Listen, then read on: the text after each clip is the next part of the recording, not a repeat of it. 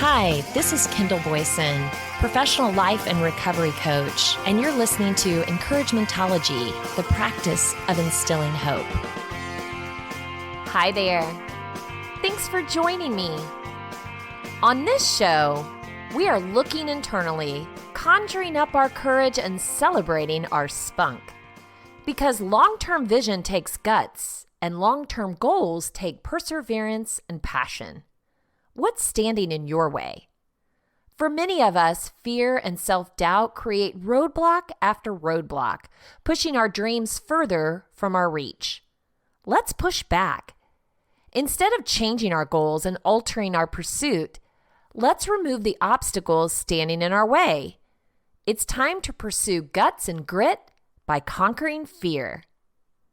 What is fear anyhow?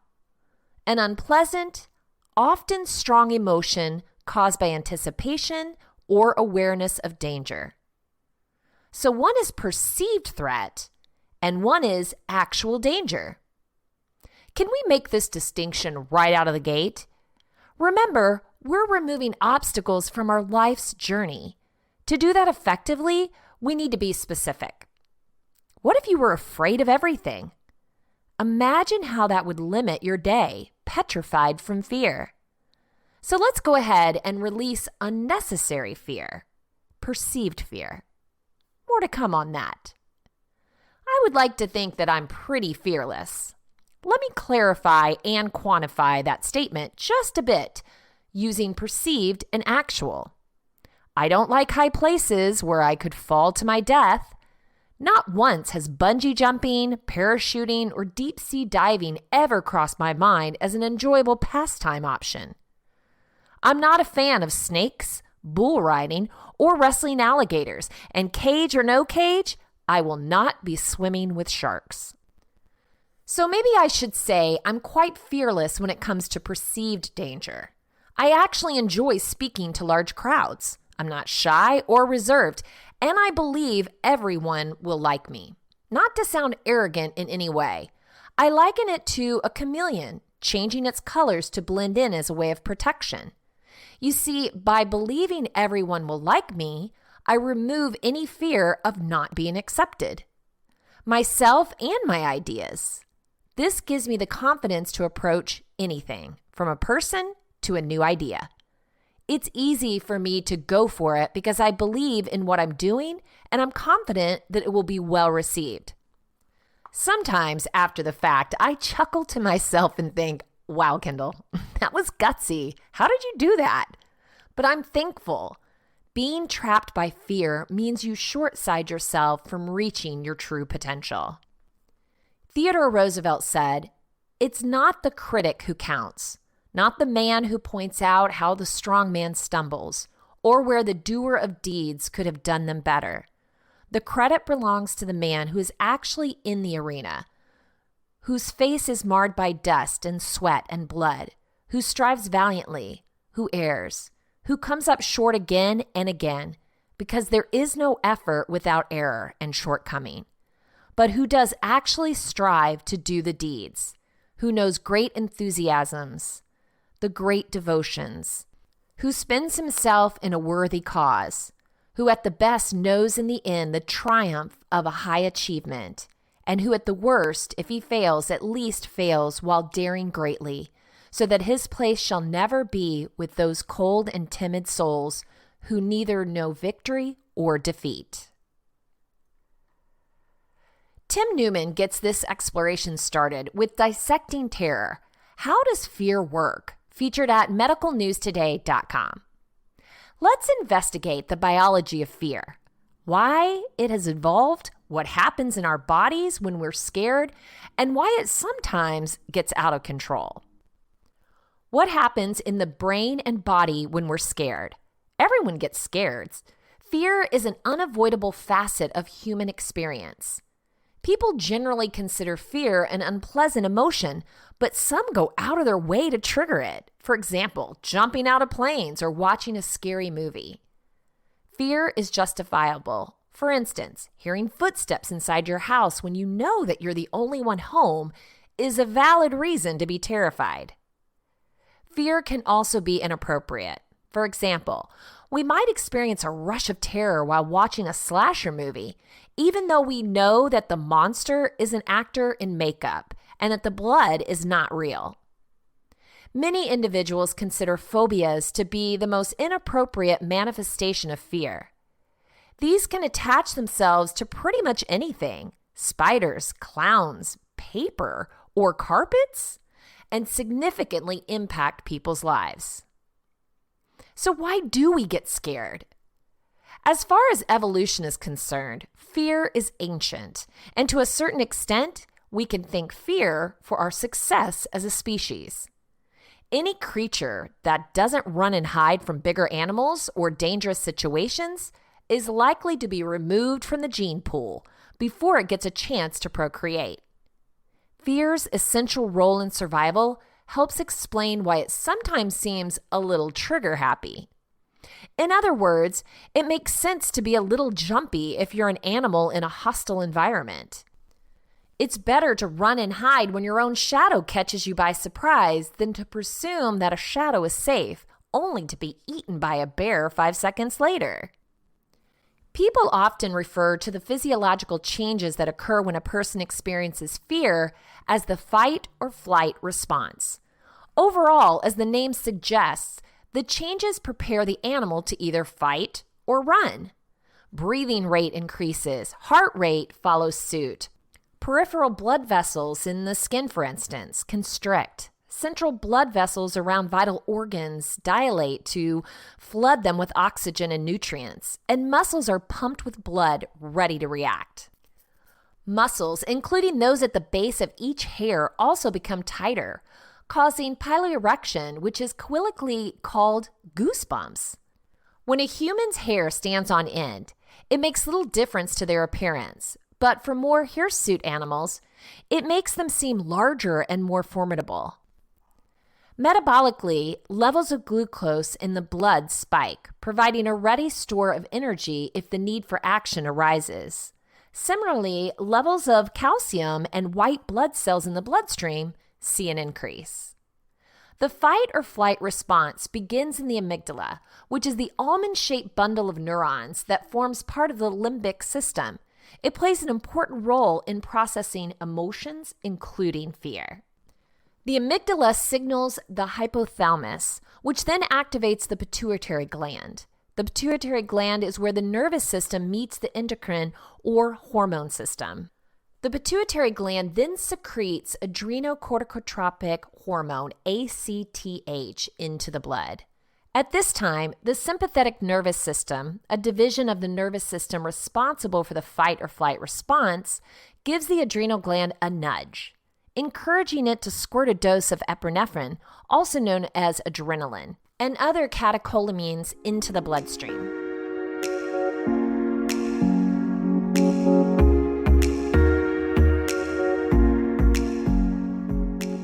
The body also releases cortisol in response to the ACTH, which brings about a rise in blood pressure, blood sugar, and white blood cells. Circulating cortisol turns fatty acids into energy, ready for the muscles to use should the need arise.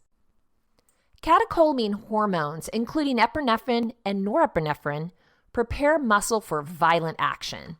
These hormones can also boost activity in the heart and lungs, reduce activity in the stomach and intestines, which explains the feeling of butterflies in the stomach, inhibit the production of tears and salivation, explaining the dry mouth that comes with fright, dilate the pupils, produce tunnel vision, and reduce hearing.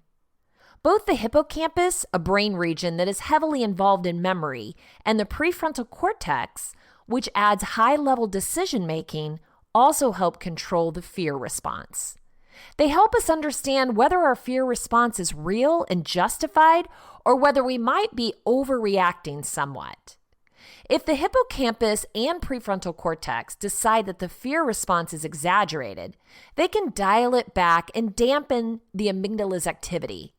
This partly explains why people enjoy watching scary movies. Their sensible thinking brain can overpower the primal parts of the brain's automated fear response. So we get to exercise the rush of fear, before a more reasonable brain center dampens it down. But why do we freeze when we're scared? The idea of our bodies preparing to fight or fly makes good sense from a survival standpoint. But how would freezing be of any use? An animal that simply stands rooted to a spot would make an easy snack for a predator, wouldn't you think? When frightened, most animals freeze for a few moments before they decide what to do next. Sometimes staying motionless is the best plan. For instance, if you're a small mammal, or if you're well camouflaged, staying still could save your life. A 2014 study identified the neurological root of the freezing response, generated by crosstalk between the periaqueductal gray, or PAG, and the cerebellum. The PAG receives various types of sensory information about threats, including from pain fibers. The cerebellum is also sent sensory information, which is used to help coordinate movement. The researchers found a bundle of fibers that connects one region of the cerebellum, called the piramis, directly to the PAG. Messages that run along these paths cause an animal to freeze with fright. The authors of the study hope that their findings might one day help design ways to treat people with anxiety disorders and phobias who can become paralyzed by fear. Medical professionals class phobias as an anxiety disorder. Phobias are often an irrational and overactive fear of something that most often cannot cause harm. They can attach to pretty much anything and significantly impact people's lives. There is no hard and fast reason a phobia will develop. Both genes and the environment can be involved. Sometimes the origin can be relatively easy to understand. Someone who witnesses someone falling off a bridge might later develop a phobia of bridges, for instance. In general, however, the origin of a phobia is tricky to unravel. After all, most people who witness someone falling off a bridge don't develop a phobia of bridges. So there's more to it than a simple experience. While there are still many questions left unanswered, scientists have uncovered some of the neural events that underpin phobias. Given our understanding of the amygdala's involvement in the fear response, it's unsurprising that there's a link between phobias and heightened activity in this region. One study also discovered that there was a disconnect between the amygdala and the prefrontal cortex, which normally helps an individual override or minimize the fear response. Aside from the fear felt when someone with a phobia meets their nemesis, these individuals are also in a heightened state of arousal.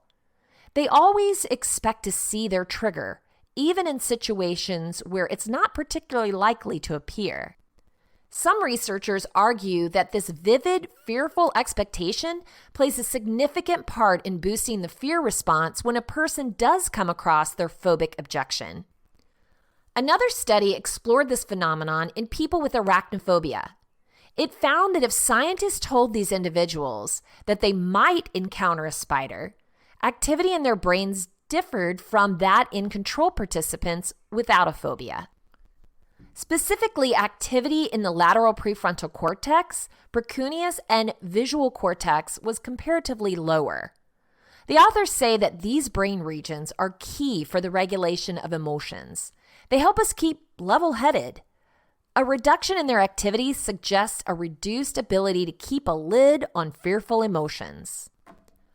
Often, an individual with a phobia will be well aware that their response to the object that they fear is irrational. The weaker activity in these brain regions help explain why this might be. The parts of the brain responsible for keeping a cool head and assessing the situation are muted, thereby allowing more emotional regions to play their hand. The fear response has kept us alive. It's primal, and we should respect it. At the same time, it can be unpleasant and interfere with someone's day-to-day. However, fear is also the source of a highly enjoyable adrenaline rush. Fear inspires filmmakers, roller coaster designers, psychologists, neuroscientists, and everyone in between. It's a fascinating and multifaceted human emotion. Well, in the face of real danger, I've always been afraid that I would be paralyzed by fear. I mean, how do you really know what you would do unless you were actually in a terrifying situation? You can visualize yourself street fighting with a perpetrator, but is that really how it would go down? Instead of worrying about my reaction, creating undue anxiety, I let the feeling go. Sounds heavenly, right? No, really. I choose not to react to situations that may or may not ever happen. It's counterproductive. Does that mean my heart never races and I walk through life cool as a cucumber? No. It simply means that I am making a choice to release fear, worry, and anxiety. I will not let them take root in my mind. They are not welcome here. You are in charge of your brain. Say it. I am in charge of my brain. No longer will I let it play tricks on me, worry without cause, and stress without reason. I will leave it open and ready to problem solve when needed, daydream, wonder, and rest. Over at nm.org, I found 5 things you never knew about fear. Fear is physical. Fear is experienced in your mind, but it triggers a strong physical reaction in your body. The amygdala alerts your nervous system, which sets your body's fear response into motion. Stress hormones like cortisol and adrenaline are released. Your blood pressure and your heart rate increase. You start breathing faster. Even your blood flow changes. Blood actually flows away from your heart and into your limbs, making it easier for you to start throwing punches or run for your life. Your body is preparing for fight or flight. Fear can make you foggy. As some parts of your brain are revving up, others are shutting down. When the amygdala senses fear, the cerebral cortex, area of the brain that harnesses reason and judgment, becomes impaired. So now it's difficult to make good decisions or think clearly. As a result, you might scream and throw up your hands when approached by an actor in a haunted house, unable to rationalize that the threat is not real. Fear can become pleasure. But why do people who love roller coasters, haunted houses, and horror movies enjoy getting caught up in those fearful, stressful moments? Because the thrill doesn't necessarily end when the ride or the movie ends. Through the excitation transfer process, your body and brain remain aroused even after your scary experience is over. Dr. Sikora says, during a staged fear experience, your brain will produce more of a chemical called dopamine, which elicits pleasure. Fear is not a phobia. If you're slightly uneasy about swimming in the ocean after watching Jaws, the movie did what it was set out to do. But if you find yourself terrorized, traumatized, and unable to function at the mere thought of basking on the beach, you might be experiencing more than just fear. The difference between fear and phobia is simple. Fears are common reactions to events or objects. But a fear becomes a phobia when it interferes with your ability to function and maintain a consistent quality of life. If you start taking extreme measures to avoid water, spiders, or people, you might have a phobia. Fear keeps you safe. Fear is a natural and biological condition that we all experience. It's important that we experience fear because it keeps us safe. Fear is a complex human emotion that can be positive and healthy, but it can also have a negative consequence. If a fear or phobia affects your life in negative and inconvenient ways, speak to your primary care provider, who can help you determine the kind of treatment you might need.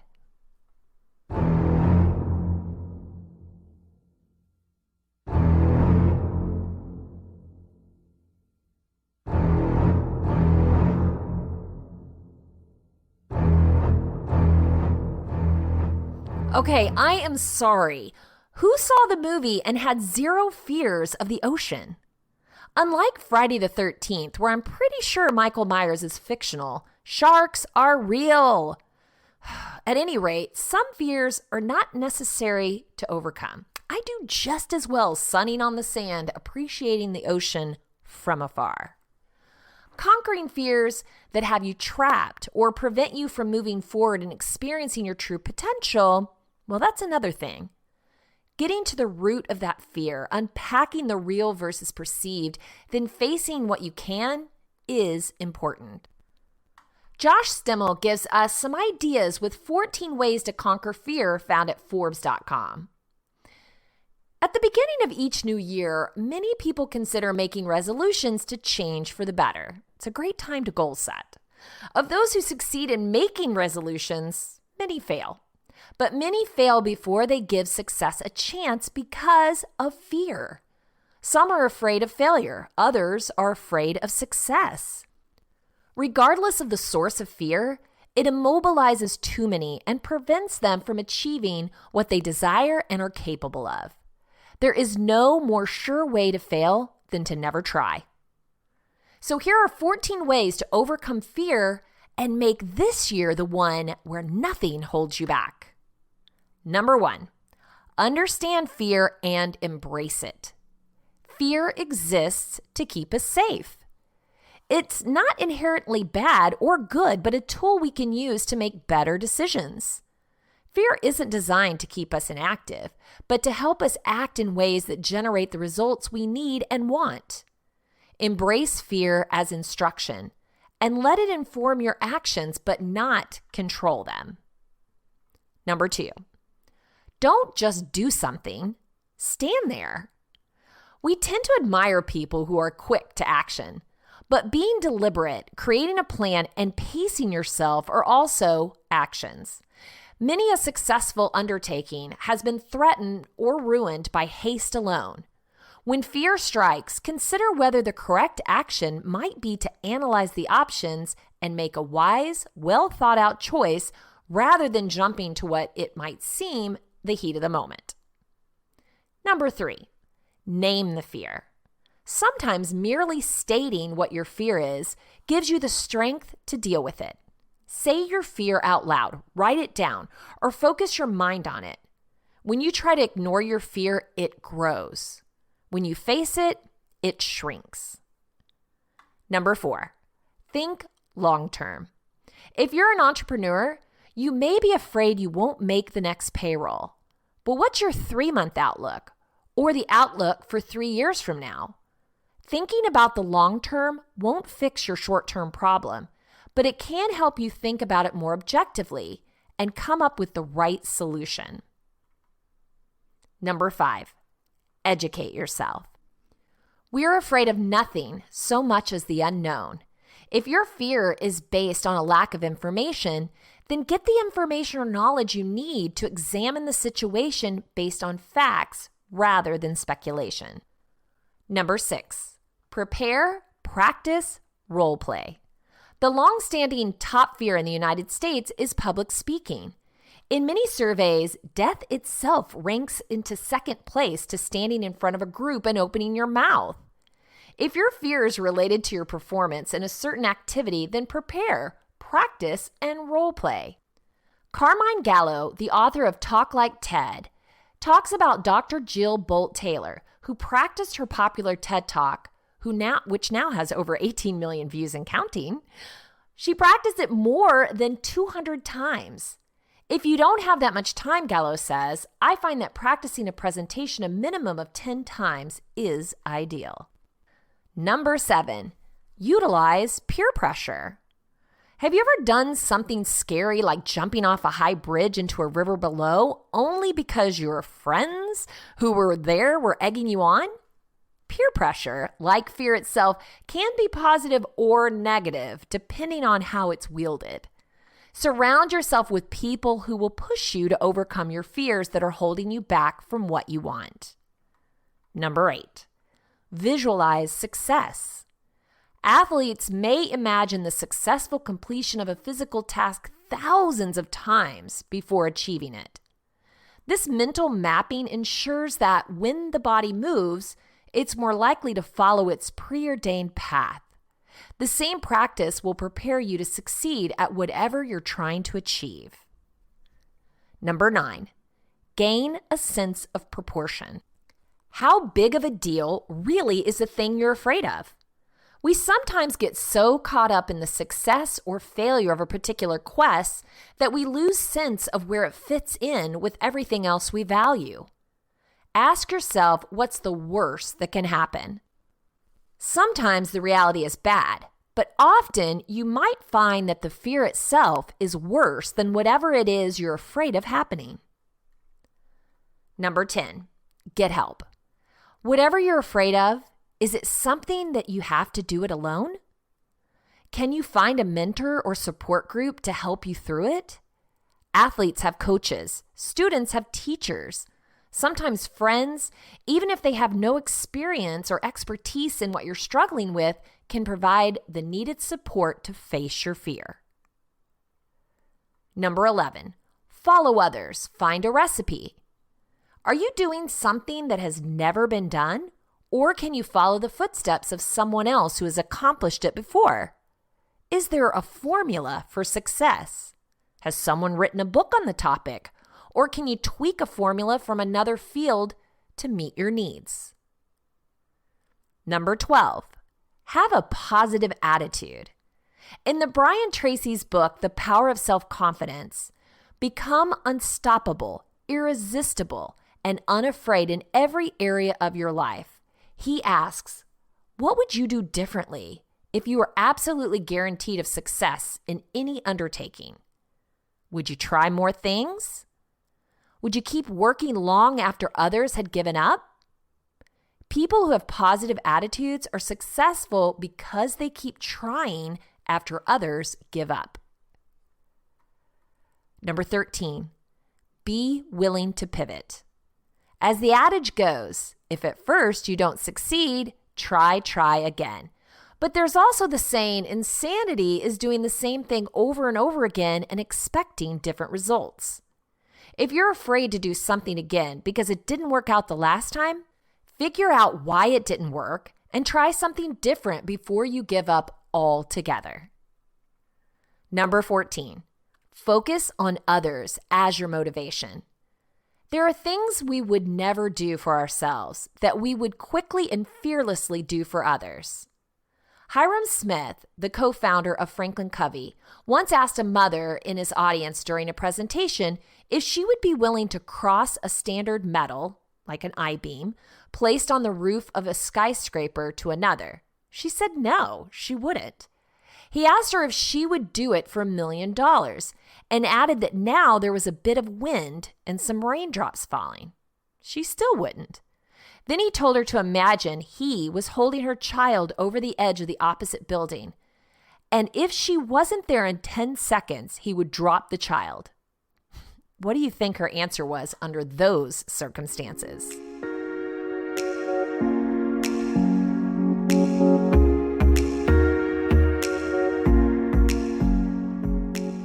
My motivator is winning.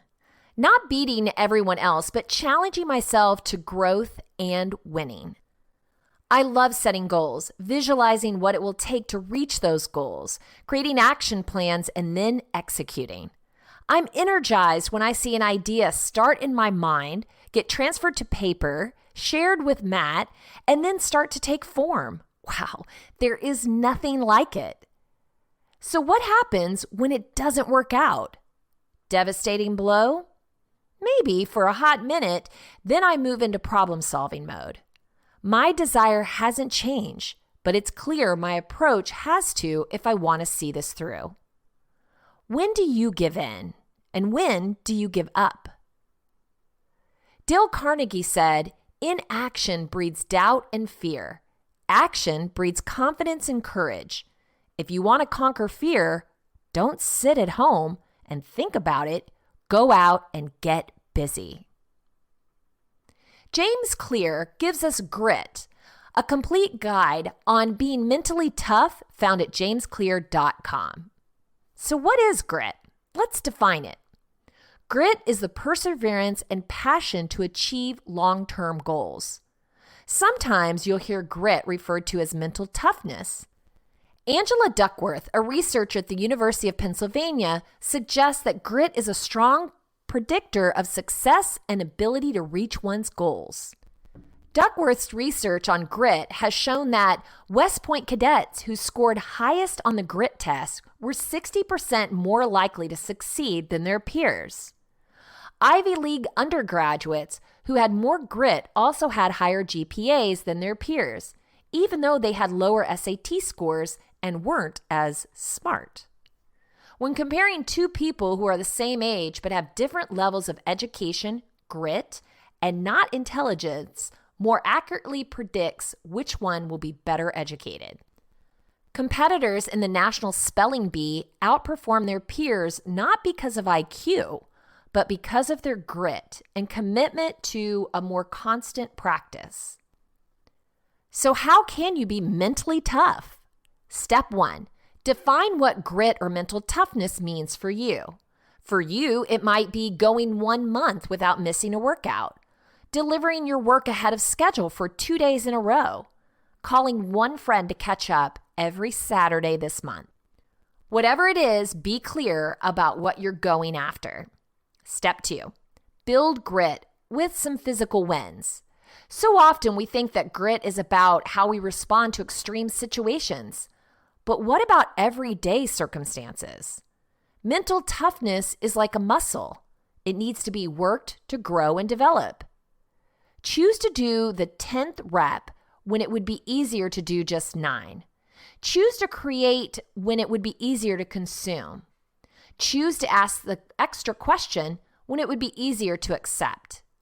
Prove to yourself in 1,000 tiny ways that you have enough guts to get in the ring and do battle with life. Step 3, build strong habits and stop depending on motivation. Grit isn't about getting an incredible dose of inspiration or courage. It's about building the daily habits that allow you to stick to a schedule and overcome challenges and distractions over and over and over again. Mentally tough people don't have to be more courageous, more talented, or more intelligent, just more consistent. Grit comes down to your habits. It's about doing the things you know you're supposed to do on a more consistent basis. It's about your dedication to daily practice and your ability to stick to a schedule. You might be grittier and gutsier than you first realized. Have these ideas brought to mind some goals you've been unwilling to let go of? Dreams that you're still working towards even though it's taken longer than expected? Ideas can be quick, but executing those ideas and seeing real success can be a lengthy endeavor. Find an accountability partner, not just to hold you accountable, but someone who can offer encouragement through the rough patches, help you get past the failures and overcome any naysayers. Someone who you trust and who you can also share with. It can be fun to help each other shape and mold your dreams. This is a short TED Talk by psychology professor Angela Duckworth. She's explaining the concept of grit and how it helps foster mental toughness in our everyday lives. When I was 27 years old, I left a very demanding job in management consulting for a job that was even more demanding, teaching. I went to teach 7th graders math in the New York City public schools. And like any teacher, I made quizzes and tests, I gave out homework assignments. When the work came back, I calculated grades. What struck me was that IQ was not the only difference between my best and my worst students. Some of my strongest performers did not have stratospheric IQ scores. Some of my smartest kids weren't doing so well. And that got me thinking. The kinds of things you need to learn in 7th grade math, sure, they're hard. Ratios, decimals, the area of a parallelogram. But these concepts are not impossible. And I was firmly convinced that every one of my students could learn the material if they worked hard and long enough. After several more years of teaching, I came to the conclusion that what we need in education is a much better understanding of students and learning from a motivational perspective, from a psychological perspective.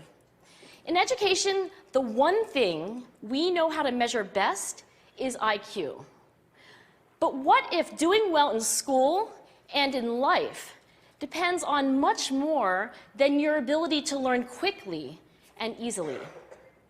So I left the classroom and I went to graduate school to become a psychologist.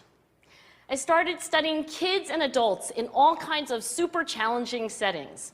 And in every study, my question was, who is successful here and why? My research team and I went to West Point Military Academy.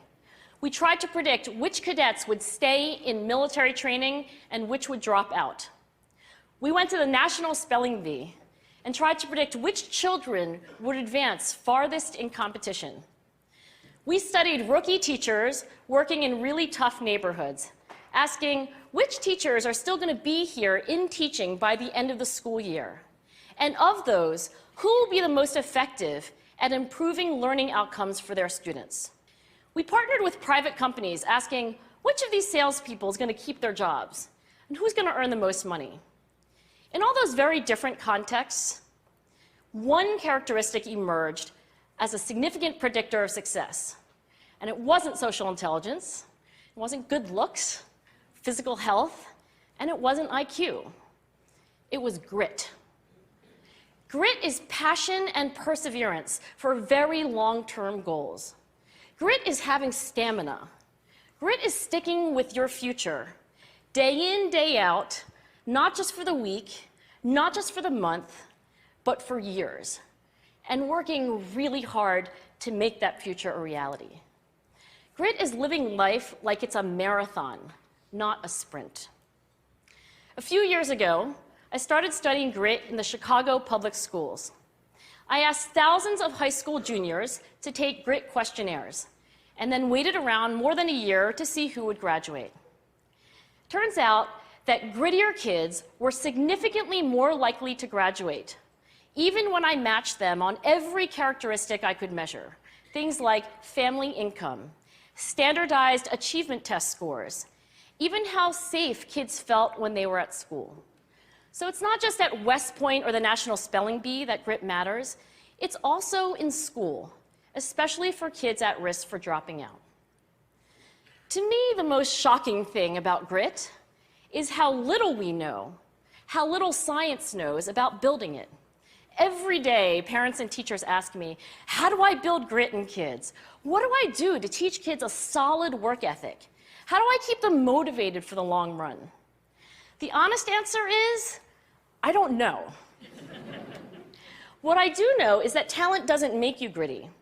Our data show very clearly that there are many talented individuals who simply do not follow through on their commitments. In fact, in our data, grit is usually unrelated or even inversely related to measures of talent. So far, the best idea I've heard about building grit in kids is something called growth mindset. This is an idea developed at Stanford University by Carol Dweck, and it is the belief that the ability to learn is not fixed, that it can change with your effort. Dr. Dweck has shown that when kids read and learn about the brain and how it changes and grows in response to challenge, they're much more likely to persevere when they fail because they don't believe that failure is a permanent condition. So growth mindset is a great idea for building grit, but we need more. And that's where I'm going to end my remarks, because that's where we are. That's the work that stands before us. We need to take our best ideas, our strongest intuitions, and we need to test them. We need to measure whether we've been successful, and we have to be willing to fail, to be wrong, to start over again with lessons learned. In other words, we need to be gritty about getting our kids grittier. Thank you.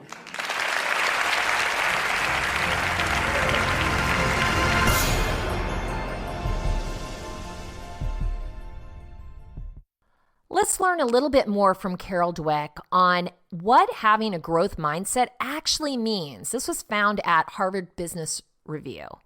Scholars are deeply gratified when their ideas catch on, and they're even more gratified when their ideas make a difference. Improving motivation, innovation, or productivity, for example. But popularity has a price. People sometimes distort ideas and therefore fail to reap their benefits. This has started to happen with the research on growth versus fixed mindsets among individuals and within organizations. To briefly sum up the findings, individuals who believe their talents can be developed through hard work, good strategies, and input from others have a growth mindset. They tend to achieve more than those with a more fixed mindset, those who believe their talents are an innate gift. This is because they worry less about looking smart and they put more energy into learning. When entire companies embrace a growth mindset, their employees report feeling far more empowered and committed. They also receive far greater organizational support for collaboration and innovation. In contrast, people at primarily fixed mindset companies report more of only one thing: cheating and deception among employees, presumably to gain an advantage in their talent race. In the wake of these findings, growth mindset has become a buzzword in many major companies, even working its way up into the mission statements. To remain in a growth zone, we must identify and work with these triggers. Many managers and executives have benefited from learning to recognize when their fixed mindset persona shows up and what it says to make them feel threatened or defensive. Most importantly, over time, they have learned to talk back to it, persuading it to collaborate with them as they pursue challenging goals. It's hard work, but individuals and organizations can gain a lot by deepening their understanding of growth mindset concepts and the process for putting them into practice. Judy Blume says, each of us must confront our own fears, must come face to face with them. How we handle our fears will determine where we go with the rest of our lives, to experience adventure or to be limited by the fear of it.